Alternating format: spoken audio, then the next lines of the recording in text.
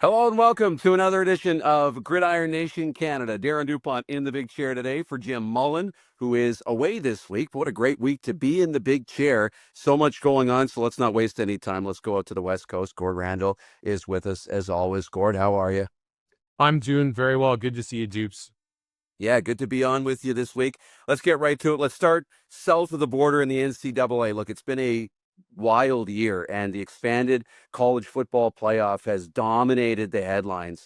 It's been fun watching Canadians grow in key roles south of the border, but are we in danger of Canada not really being a part of the CFP? Yeah, it's not necessarily broken our way in the macro with some of the teams that we'd hoped would be in the mix for the college football playoff. We'll start with Boise, who loses again this past weekend at San Diego State. That's now 4 losses on the season for them, meaning that they're essentially done. Even if they win their conference, they have to be the top-ranked Group of 5 champion to get into the playoff, and they're not going to get that done with 4 losses. So they're basically done. That leaves Ty Benefield, unfortunately, out because, frankly, on merit, like he has played like he deserves to be in the national championship every week, pretty much. Another 11 tackles this week. He was outstanding, but the offense just hasn't been clicking. Maddox Madsen, their starting quarterback, was hurt for this game, and the backup couldn't get anything done, and that's pretty much their season. Jumping over to the East Coast, we had a couple of hopes in the ACC. We had the Miami Hurricanes, who were considered to be a national title favorite from the outset this year, and then they slipped up and lost 2 in a row. They've bounced back a little bit, so that might be our top reason for hope at this point in time, because our next contender in the ACC was Louisville, and now they've fallen flat and lost 2 in a row, both at home, both to kind of middling teams. And with an ACC that has a huge logjam at the top, I think there's 4 teams with 1 conference loss right now, and another 3 or 4 that have 2 conference losses, including Miami and Louisville.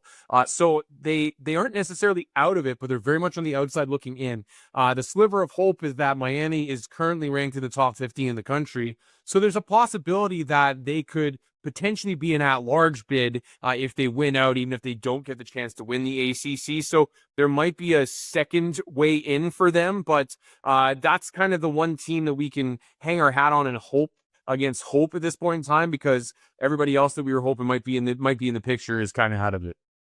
Last year was so much fun watching Curtis Rourke, the Canadian, lead Indiana into the college football playoff. If Miami doesn't get in, Gord, do you think Indiana has any of Canadians cheering their way just because of its Rourke's alma mater? I mean, certainly you could certainly find reasons to cheer for that Indiana squad. I mean, Fernando Mendoza has taken the torch that Curtis Rourke left and has really carried it. You just passed Rourke's single season touchdown record this past weekend, and frankly, Kirsten Yeti is one of the best characters in the sport, in my opinion. This is a program that has not been a powerhouse at all, and they are. Frankly, I think they look unquestionably like the best team in the country right now. So certainly something that you could get into. I think that it's safe to say that they'll probably go at least deeper than they did last year, and might be ready to go all the way. So yeah, they're definitely battle tested and worth potentially following if nothing else materializes for us. Look, the CFP, rightfully so, has dominated the headlines, but bowl season still matters, and it's still a big deal. So who are some of the Canadians that we should be watching as we get through November and towards the holiday season? Well, that's just it, right? Like, I think that the perspective has been lost a little bit in the playoff era where, you watch every ESPN broadcast and the halftime show is like, okay, well, here's the 2 minutes of highlights from the first half. Now let's talk about the college football playoff, even though these two teams have no hope in heck of ever getting there, right? And so I do feel like the larger landscape of college football is still worth paying attention to and still a lot of fun. And so there's still some interesting stories there. I'll start with East Carolina. Darius Bell from Hamilton has been starting at center for them this year, and they've been a really pleasant surprise. They brought in a new offensive coaching staff. Quarterback Caden Hauser has been outstanding for them, and they upset Memphis this past weekend, putting them firmly in the picture in the American Conference to potentially win that one. Now, I don't think that they're going to rise to the stratosphere of being that top Group of 5 champion, even if they win out to get a college football playoff berth, but this is still a team playing some good, fun, entertaining football that has had a really good season for them. I jump over to Wake Forest, for example, who's in that crowded ACC. They've already got 3 losses, so realistically, they're probably out of the picture, but for them, they've also got 7 overall wins on the season, meaning they will be in the postseason. And that at Wake Forest is generally the marker of a good year.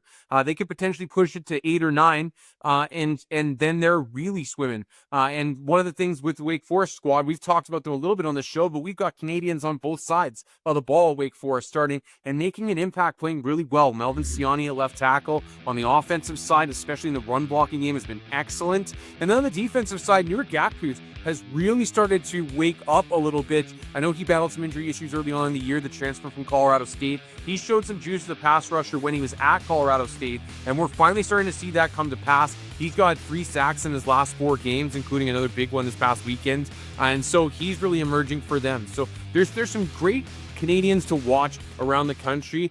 In some cases, guys that are playing big roles on teams that maybe aren't powerhouses or even having great years. And in other cases, guys that are playing kind of supporting roles on teams that are a little bit better and more interesting. So there's still lots to keep your eye out on if you are a true red-blooded Canadian football fan.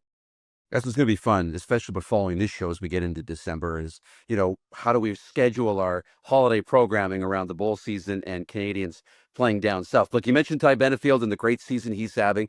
You mentioned the 11 tackles he had last week. So it's got me thinking and wondering, who's your player of the week in the NCAA this week? My guy is, and welcome back, Hakeem Messidor, who has just picked up where he's left off since coming back from injury, missing the better part of 2 games with an injury. He had another sack this weekend and 2 additional tackles for a loss as they spanked North Carolina State. And they, like I said, they've really gotten back on track after losing those 2 straight, which coincidentally enough were the 2 games that Messidor missed most of. So he has been a real impact player for them. In fact, I was listening to Todd McShay's podcast this past week, and he mentioned that in conversations with NFL scouts, that while talking about Reuben Bain Jr., who is consensus top 10 prospects in this upcoming draft, he said that several of them mentioned that they think that Messidor is actually the better pure pass rusher of the 2 of them. That bodes really well for his NFL prospects. I'm not saying that he could sneak into the first round, maybe, but it certainly bodes well that he's going to be a fairly high pick in this year's draft and have a real shot at a long NFL career. All right, great week for him, and great stuff here on the NCAA. Excited? Take a quick break because we're going to go north of the border. It's Vanier Cup season. We put the Grey Cup in the rearview mirror, and now U Sports gets to take center stage. We'll talk about the Vanier Cup, Montreal, Saskatchewan, after this here on Gridiron Nation Canada. High school football coaches nominate your players for the NFL Canada Way to Play Awards. Each week, winners earn a $3,000 equipment grant for their school program. Show us game footage that highlights safe, proper technique, and impactful play. Winners announced weekly on NFL Live and on NFL Canada's social channels. Learn more at nfl.com/CA Way to Play. Welcome back to the program. Darren Dupont here alongside Gord Randall as we now shift things north of the border, and the Vanier Cup, always one of my favorite weekends of the year, and it should be a good one. The Montreal Caravan and the Saskatchewan Huskies competing for the national championship. This past weekend, it was the Uteck Bowl and the Mitchell Bowl, Gord. A couple of semifinals, one a little better than the other. Let's start in the East with the Uteck Bowl, and I think, as many predicted, Montreal moving on. Yeah, and I mean, they were not messing around, right? Like, they got out to an early lead, a big early lead, and then they just coasted for the rest of the day. And Darren, you and I were talking off the air before we started recording this, and I characterized it as it looked like when a hockey team has the game well in control and they're just rolling 4 lines. There were 8 different caravans that had a carry in this game. Pepe Gonzalez only had to throw, I think, 160-something yards.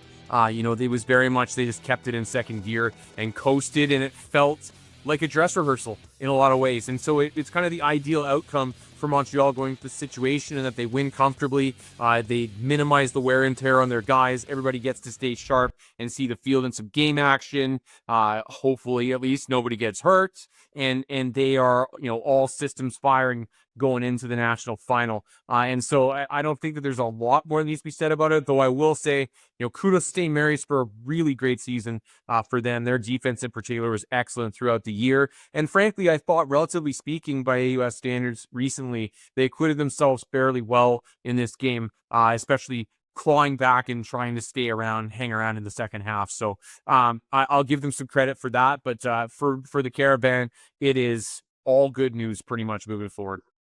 Yeah, there was a moment in that third quarter I thought St. Mary's might make this interesting, and they did push back a little bit. Now, I want to ask you about this before we get to the Mitchell Bowl. What would you rather have? I had the numbers in terms of success rate coming out of that. We call it a softer semi versus the tough emotional semi, gearing up for a Vanier. You want the rest? You want the little bit of, I shouldn't call it rest, but you want that game?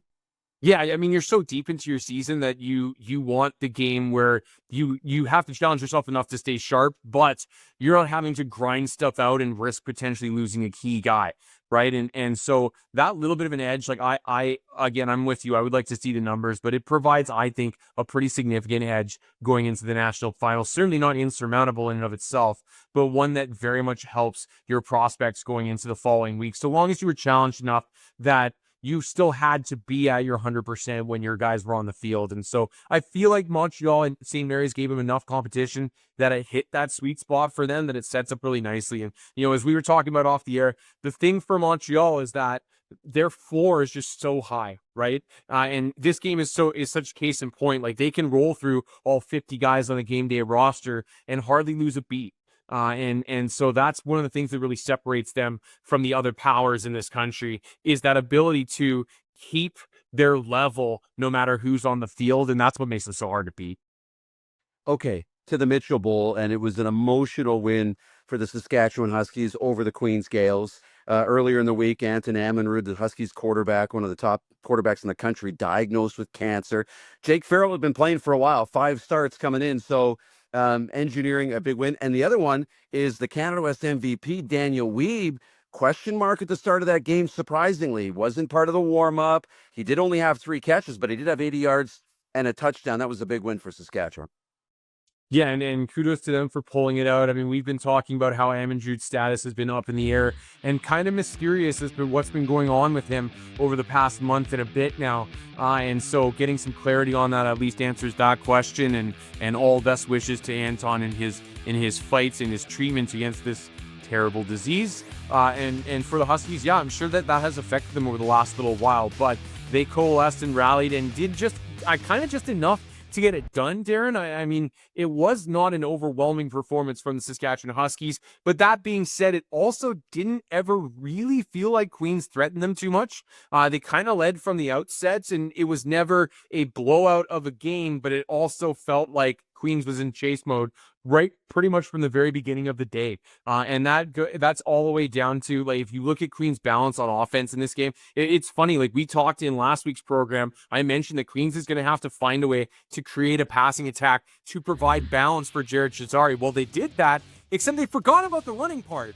And I don't understand why, in a game in which, yes, you were trailing pretty much the whole game, but you were only trailing by 1 score for the vast majority of the game, why I look at 60 snaps on offense and only 8 carries for Jared Chazari, 53 pass attempts for Alex Breeken. I just, that amount of leaning on your passing attack when it has not been the engine of your offense does not feel like a recipe for success. And it feels to me like they maybe went in with a game plan that they were going to target what they felt was the weak point of Saskatchewan's defense, which is fair, which is a younger secondary. But Chazari was good in the limited action that he had, and I don't understand why there was no pivot on the fly of, you know what, at the end of the day, we may win or lose this game anyway, but we're going to leave doing what got us here, and that's riding our star running back. So I feel kind of bad for Chazari because I feel like he wasn't given the opportunity to shine, and I feel like the coaching staff on the offense for Queens just didn't put them in the best position to be successful with that type of a game plan.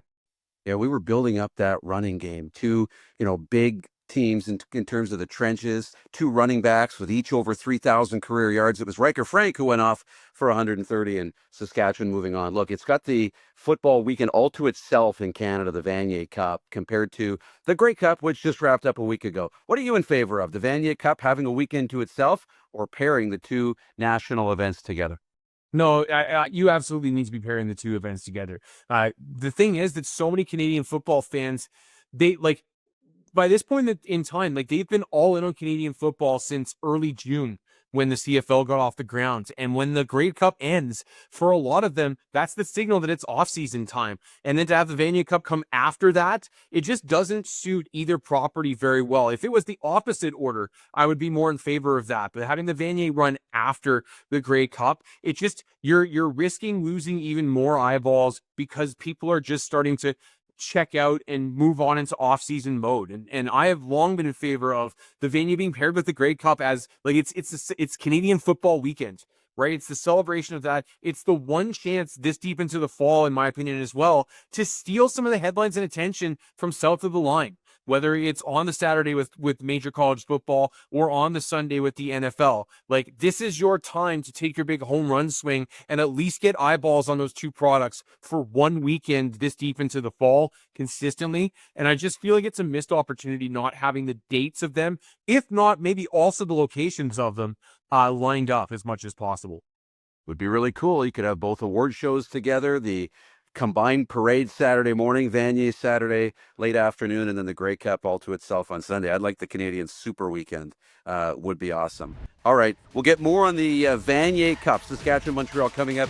We talk about the game of the week. Back with more here on Gridiron Nation Canada. There it is, our CFC 50, the top 10 high school programs in the country for this week. By the way, if you're a high school football player born in 2009 to 2011, head on over to CanadaFootballChat.com to register now for the CFC Evaluation Camp Tour. Stop in one of 9 locations across Canada for your chance to play in the 2026 CFC Prospect Game on TSN. Let's keep rolling here on Gridiron Nation Canada. Now our next guest you're used to seeing every week on Border Ballers. We got a little opportunity to chat with Alex McComb. A little longer today, Alex. How are you, man? Good, how are you? Hey, I'm doing great. Look, I'm not usually in this chair. Obviously, Jim is. So great opportunity to catch me up on the Cornish Trophy, all things Cornish Trophy, awarded every year to the top Canadian in the NCAA. So catch me up, man. Who are your 3 favorites when it comes to the Cornish Trophy? So this year we got it's very dominated by the defense this year, I believe. We've seen a lot of great defensive linemen really show out in college football down south. My number 3 guy, I'll go in reverse order here. A guy whose agent told me his name is actually pronounced Newer Gat Keith, not Gat Kuth, not Gat Kuoth, like a lot of the ESPN announcers have mentioned. He had a great rookie season to Colorado State in 2023, 2 years ago. Runs into injury trouble last year, bets on himself, transfers to the Power 4, and currently leads Wake Forest with 29 pressures, using that long pterodactyl reach he has. For some reason, a couple of teams have left him unblocked in recent weeks, and leading to their quarterback getting mangled in the backfield in under about 2 seconds. So, and especially because of his how quick his first step is, he's that good at getting into the backfield. So he's a major nightmare for ACC offensive lines. Number 2, also a defensive lineman from my hometown of Ottawa. You watch the Notre Dame game, you watch the Florida game. This Miami defensive line is terrifying, and Akeem Mesidor is a big reason why. He's got those violent hands. His burst is elite for a 280-pound defensive lineman. And you saw in those last couple of games, he's not just interested in getting in the backfield. He wants the ball. He's ripping at it like he's got a chainsaw in the forest. He's been awesome. And, it's been him and this other guy up until basically, today I've been debating whether or not who's going number 1. My number 1 guy is a guy who does not skip leg day, unlike me, Antoine Raymond. The biggest thing that impressed me this year is how physical he's been. 5'11", 205, he's not the biggest guy in the world, but watching his tape, you think he could run through a brick wall. He's top 3 in the Power 4 for yards after contact, top 3 in missed tackles forced. He can run through you, he can run around you, it doesn't matter. He is my absolute number 1. I love it. How about honorable mentions? Because a lot can change between now and the end of the season. Yeah, there's a lot of guys who like really fit in on this list, and it's hard to keep them off. Wesley Bailey's another defensive lineman again, another Ottawa guy. We got some great guys coming from the capital city.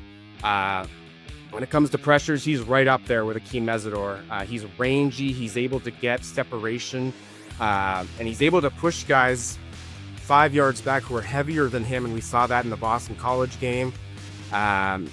He's a very quick twitch, very fast in his first 2 seconds.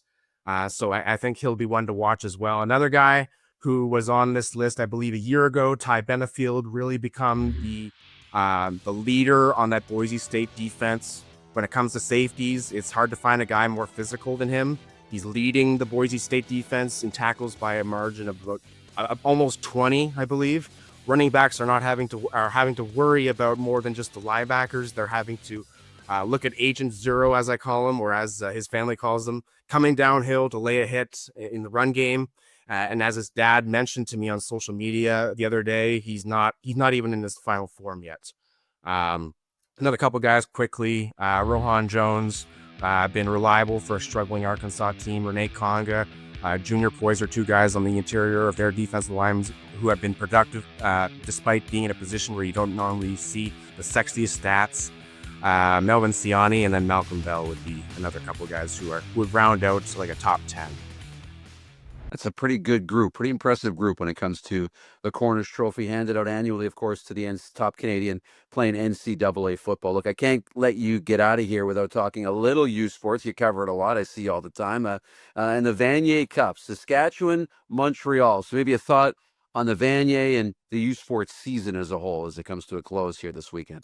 You know, it's hard to kind of choose a favorite for this one. You got a really good Montreal team that has a really good passing offense and, you know, a really good offensive line. We saw a Saskatchewan team who does well in every phase of the game. We saw special teams. You can't sleep on special teams when it comes to Saskatchewan because a guy who just transferred from Western, Daniel Kabongo, just burned Queens another time. I saw a clip of him from 2 years ago where he burned Queens on a kick return or a punt return, and he does it again in the Mitchell Bowl. I'm gonna have to go though with Montreal, and it's a bit mostly because of their offensive line. They have only allowed about I think 3 sacks since October 1st. That's a big deal for a rookie quarterback in Pepe Gonzalez, who's been doing phenomenal, one of the best rookie seasons in recent U Sports history. That offensive line, if Montreal wins, is going to be the key for that offense. Awesome stuff, Alex. I appreciate it. Enjoy the Vanier and enjoy the week in the NCAA. Awesome. Thank you so much, Darren. All right. When we come back, we'll get to the games of the week. All right. Welcome back to the program as we wind up here in Gridiron Nation Canada. Let's bring Gord back in and games of the week. Gord, let's be quick down south because we got a big game to get to up north. What do you got in the NCAA? Yeah, there's a couple interesting games in the ACC. Those 2 playoff contenders that are still giving us a sliver of hope. Miami is at Virginia Tech in a big one for them. I think the more interesting matchup is Louisville trying to bounce back. They're on the road as well, and they're facing one of those one-loss teams at the top of the conference. And it's the one that won the conference last year in Southern Methodist, SMU. And so this will be a really interesting one because Rhett Lashley's crew, as I mentioned, was in the college football playoff last year, returns a lot of the core from that team, but they haven't necessarily been overwhelming this year. That being said, they've managed to keep it afloat and only have that one loss in conference play. So they're one of the teams in the driver's seat for the conference title game. Louisville must have this win, not just for their own purposes, but also to knock one of those top teams off the pedestal. And so it'll be really interesting to see how this one plays out in the Dallas area. That'd be a good game. And of course, yes, following Miami with those CFP implications. All right, north of the border, it's the Vanier Cup, the Saskatchewan Huskies, the Montreal Carabin. And what are you looking for this week? Yeah, kind of cool that both the Grey Cup and the Vanier are both Montreal versus Saskatchewan this year. Boy, it would have been nice to have those two on the same day. We alluded to it earlier in the program, but Montreal is a complete roster, right? And because they had the semifinal draw that they did, they come in as the healthier team. And so despite the fact that Saskatchewan might be the de facto home team in this, it obviously isn't in the same city as the University of Saskatchewan. It is in the same province, however, so I suspect it'll be a fairly partisan crowd. But I do think that Montreal is a pretty comfortable favorite in this game. And it's not any slight against Saskatchewan. It is purely down to the fact that they're a lot more beat up than Montreal is. I think the ceiling on the Saskatchewan roster is higher than the Montreal roster, especially with the veteran stars you can think of at just about any position on the field for them, whether it was Amundry when he was healthy, Riker Frank, Daniel Weave, Daniel Kabongo in the special teams department, a bunch of guys on defense, including Seth Hundeby, who was outstanding in the semifinal. But a lot of those guys are banged up and may not play. And so I think that that's really going to be the deciding factor in this one. For Montreal, it'll be interesting to see how much they need Pepe Gonzalez to air it out. They didn't really in the semi. They did against Laval, and he showed that he was up to the task. It'll be interesting to see if he can pick on that younger Saskatchewan secondary that I alluded to earlier, and that might be the difference in this one. Saskatchewan did have a win over Montreal a few years ago in that national semifinal. See if the Caravan can get a little revenge for that one. Will be interesting. Veteran Saskatchewan defense up front that looks pretty good, but a young quarterback. He talked about Amundry, Jake Farrell. Big win in the Hardy, a win in the national semi, but the Vanier, a very different story. All right, we appreciate this. Thank you so much. And until next week, enjoy the Vanier Cup, everybody, and all the games down south. We'll see you on the field.